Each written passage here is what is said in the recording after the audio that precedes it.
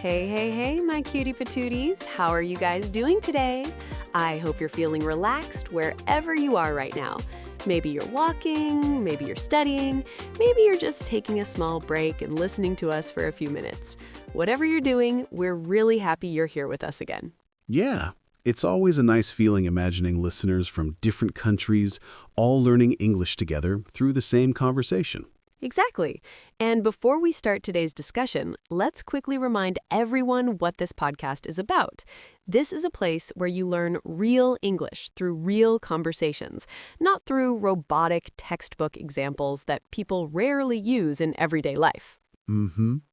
And our conversations are designed for B1 level English learners, which means the language is simple enough to understand, but still natural enough to help you sound more fluent in real situations. Right. And if we use a word that feels a little difficult, Jacob will explain the meaning so you can understand it immediately and remember it easily. Yeah, because when you understand a word in context, your brain remembers it much better. Exactly. So today, we're going to talk about something very common in friendships, relationships, and even family conversations. Sometimes someone you care about asks for advice, and suddenly you feel a little nervous about what to say. Mm-hmm. Because giving advice can be tricky. Exactly. Today's topic is how to give advice without ruining friendships. Yeah, and ruining is an important word here. Ruining means damaging something so badly that it stops working or stops being good.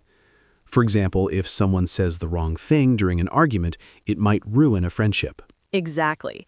And most people don't want to hurt their friends, but sometimes advice can accidentally sound like criticism. Mm-hmm. And criticism is another useful word. Criticism means pointing out mistakes or problems in what someone did. Sometimes criticism is helpful, but if it's delivered in a harsh way, it can hurt someone's feelings. Exactly. Imagine your friend comes to you and says, "I think I made a mistake at work today." Now you have two choices in how you respond. You could say something supportive and helpful, or you could say something that makes them feel judged. Yeah, and judged is another useful word. Judged means forming a negative opinion about someone or their actions. When people feel judged, they often become defensive. Right, and defensive is another emotional reaction people often have in conversations. Mm-hmm. Defensive means reacting in a protective way because you feel criticized or attacked. When someone becomes defensive, they may start explaining themselves a lot or arguing instead of listening. Exactly, and that's why advice sometimes creates tension between people. One person thinks they're being helpful, while the other person feels misunderstood. Yeah, and tension is another useful word. Tension means a feeling of stress or discomfort between people during a conversation. When tension appears, the atmosphere becomes uncomfortable. Exactly. And most friendships don't break because of big dramatic events.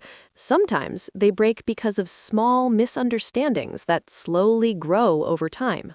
Mm-hmm. And misunderstanding is a very common word in relationships. Misunderstanding means when two people interpret something differently and fail to understand each other correctly. Right. And advice often creates misunderstandings because people don't always explain their intentions clearly. Yeah, and intentions is another good word. Intentions mean the purpose or goal behind someone's actions.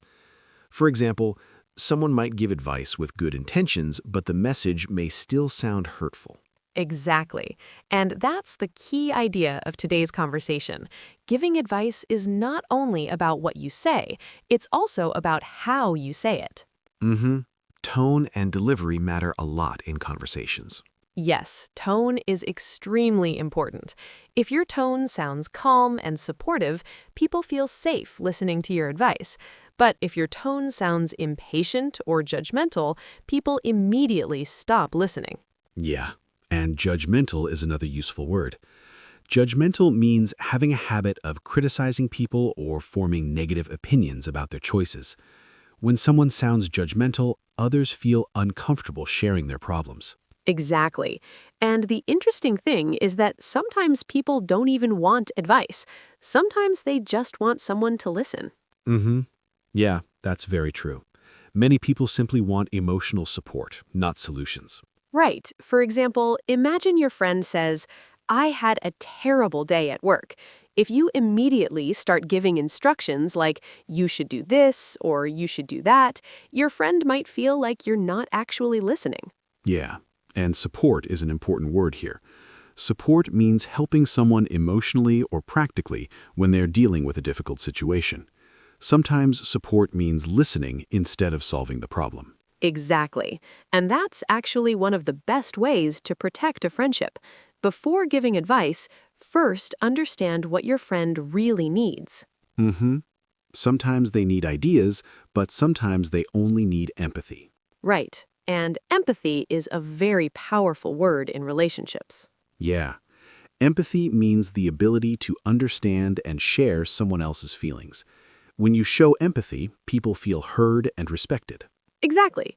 And when people feel understood, they become more open to advice. Mm-hmm. Because they feel safe in the conversation. Right. So the key lesson here is very simple. If you want to give advice without ruining friendships, start by listening carefully. Then speak with kindness, patience, and empathy. Yeah. Because the goal of advice should not be to prove that you're right. The goal is to help the other person feel supported and understood. Exactly. And when advice comes from a place of care instead of judgment, friendships usually grow stronger instead of weaker. Mm-hmm. And learning how to communicate in that way is an important life skill. Right, because communication is not only about speaking English correctly, it's also about understanding people and building healthy relationships. Yeah. And that's something that helps both your language skills and your personal life. Exactly.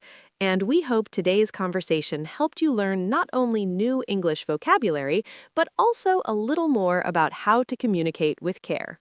Mm-hmm. And if you enjoyed today's conversation, you can support the podcast by liking the episode, subscribing to the channel, and sharing it with a friend who is also learning English. And before we go, here's a question for you. Have you ever tried to give advice to someone and the conversation became uncomfortable? Yeah.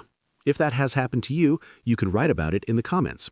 It's a great way to practice your English and share your experiences. All right, take care of yourself. And keep improving your English.